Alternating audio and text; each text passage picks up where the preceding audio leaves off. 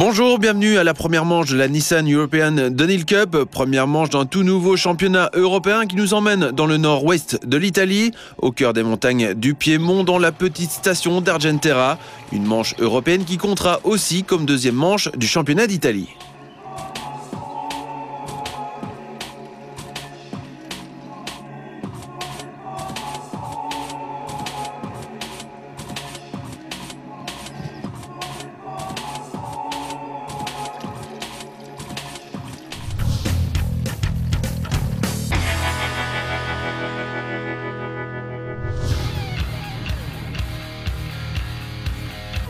Beaucoup d'Italiens présents évidemment pour participer à cette épreuve sur une piste nettement plus exigeante qu'il n'y paraît, mais Belges, Français, Argentins, Néo-Zélandais ou Australiens, parfois habitués des Coupes du Monde, ont également tenu à être présents, ce qui donnera parfois des écarts assez significatifs entre les pilotes.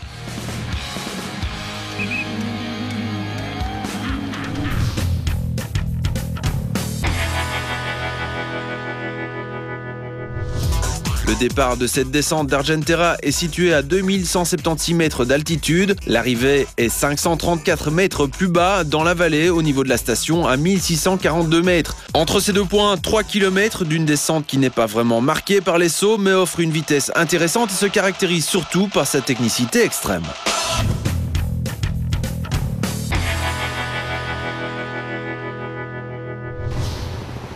On est en montagne et même au mois de juin, la température est plutôt fraîche, sous ce ciel qui peut changer à tout moment. On en profite donc pour faire un peu de nettoyage et n'allez pas dire que les femmes sont juste bonnes à faire le ménage. Parlo in italiano. Sì. Non ci sono molte donne che praticano downhill in Italia. Il n'y a pas beaucoup de femmes qui pratiquent la DH en Italie, néanmoins le groupe est génial, très hétérogène dû aux différences d'âge, allant des très jeunes aux femmes qui ont un âge avancé, comme moi qui ai 41 ans et qui suis mère de 2 petites filles. Ce sport me plaît beaucoup, surtout pour l'ambiance entre les pilotes.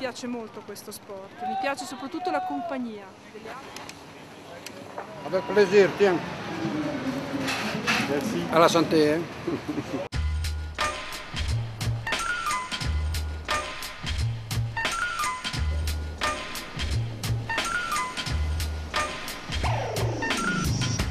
C'est donc très lentement que la caravane de cette Nissan Downhill Cup se réveille. Argentera, véritable camp de base où tous les pilotes sont rassemblés tels des alpinistes qui préparent leur ascension. Mais ici, pas de grimpette, seulement de la descente. Et pour ça, tout le monde se prépare, lentement mais sûrement. Un pilote, ça ne se brusque pas trop tôt le matin et rien de tel qu'un petit bain vivifiant dans le torrent pour réveiller son vélo avant de prendre des forces avec un petit déj, tout ce qu'il y a de plus équilibré. À la banane et aux fruits en général, oui. Combien ce matin? Impeccable, c'est plus beau quand il fait beau comme ça. Hein? Un endroit superbe. Je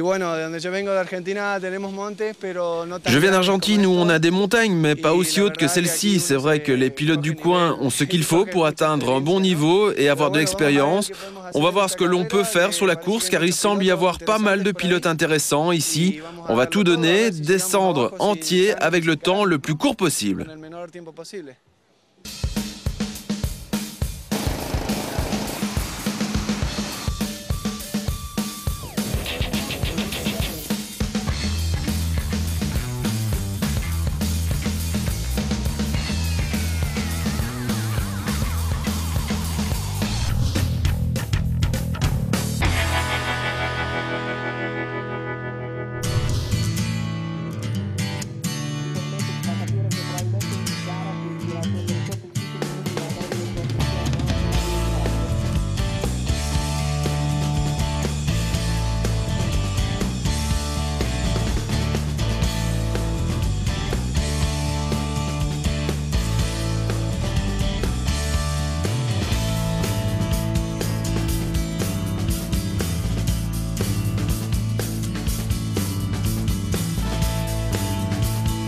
Pour rejoindre le départ de cette descente d'Argentera, petit voyage en télésiège, on prend de la hauteur et on profite de la vue. Il faut dire qu'elle est assez grandiose.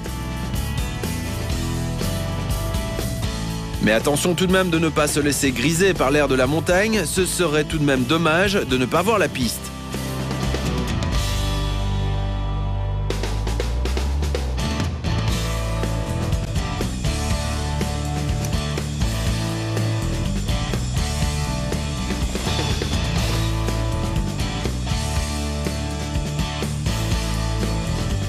Une piste sur laquelle plusieurs filles vont donc s'élancer, ce qui est plutôt rare dans la E discipline. quanti siete oggi? Combien y a-t-il de filles au départ aujourd'hui? On est 6 ou 7 à partir. Sì. Stesse gare, quindi per forza. Ok. E girate molto in Italia? Vous vous connaissez toutes? Sì. Quante Oui, car on gare participe avete? toutes aux mêmes courses. On a 5 courses de la Coupe d'Italie et plusieurs courses régionales partout en Italie. E ci sono le regionali Ok, che sono in tutta Italia. va bene.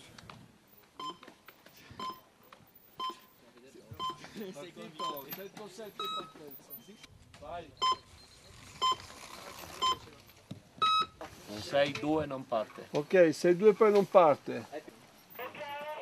Sa perché non partono? Sono tanti che non Vous savez pourquoi il y en a qui ne sont pas au départ ce matin? Oppure hanno rotto la bicicletta. Parce qu'ils ne se sont pas présentés ou ont cassé le vélo. No, abbastanza buona la pista. C'est parce que la piste est trop difficile? O hanno bucato, o Non, hanno la rotto piste est très bien, c'est juste qu'ils ont crevé ou cassé le vélo. Ils ne peuvent pas remonter à temps et ne peuvent pas participer à la première manche.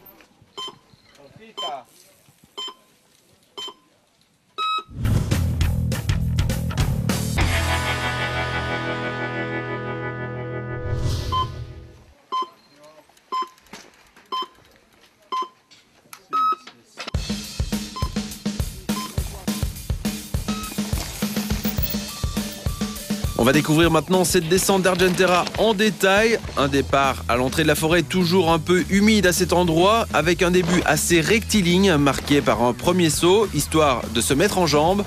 Racines et cailloux sont bien entendu présents et ne facilitent pas la tâche des pilotes sur ce tracé plutôt étroit.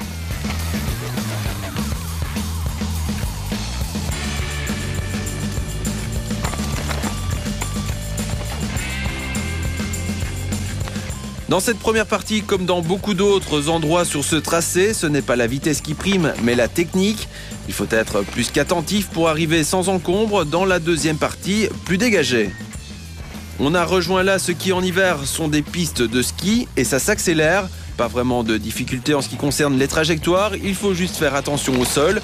Boue, pierre ou herbe, ça change tout le temps.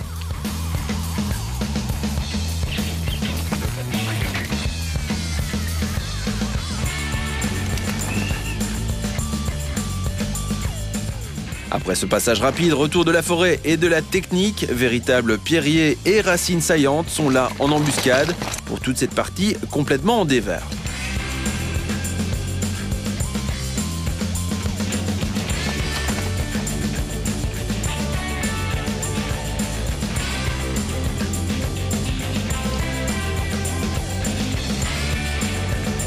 Ça commence à aller beaucoup plus vite, on est à mi-parcours et ce road gap envoie dans une série de virages relevés à enchaînement rapide.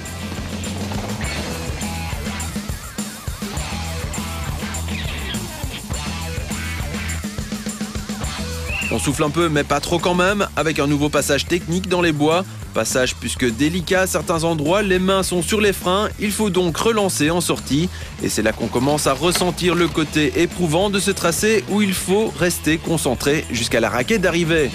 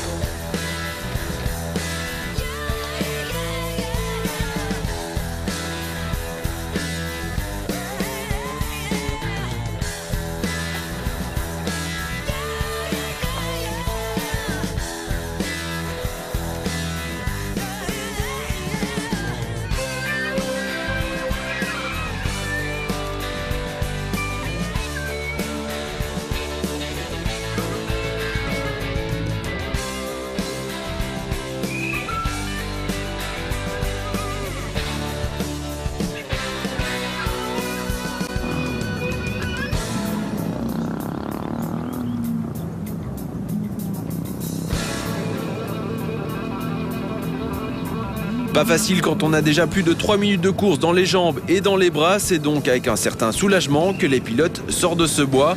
Sauf que l'arrivée, ce n'est pas encore pour tout de suite.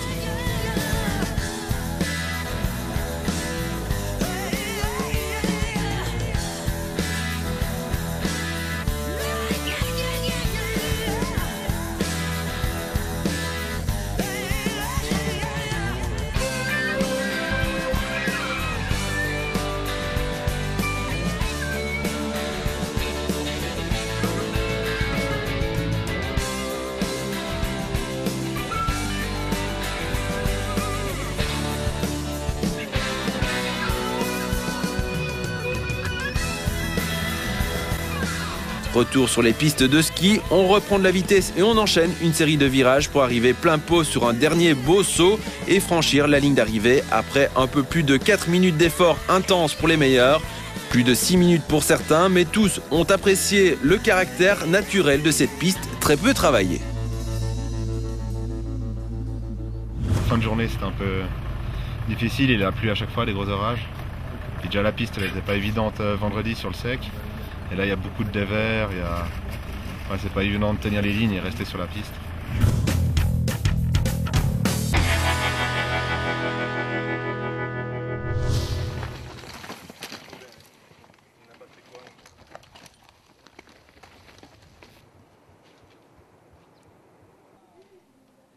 Et qui dit piste difficile dit petits soucis pour les pilotes, soucis techniques pour certains, soucis physiques pour d'autres, véritablement à bout de souffle. Mais pas de panique en cas de problème, tous ces pilotes peuvent compter sur la présence des secours alpins, véritable Saint-Bernard des montagnes. Nous avons aussi des médecins dans l'équipe des secours alpins. Quand il y a des problèmes, on peut compter sur eux. Comment savez-vous quand appeler l'hélicoptère ou pas ? Ça dépend beaucoup des conditions météorologiques. S'il commence à faire nuageux, on sait que l'on sera plus rapide en 4x4, alors on agit indépendamment de l'hélico. Tout votre équipement vous sert souvent ?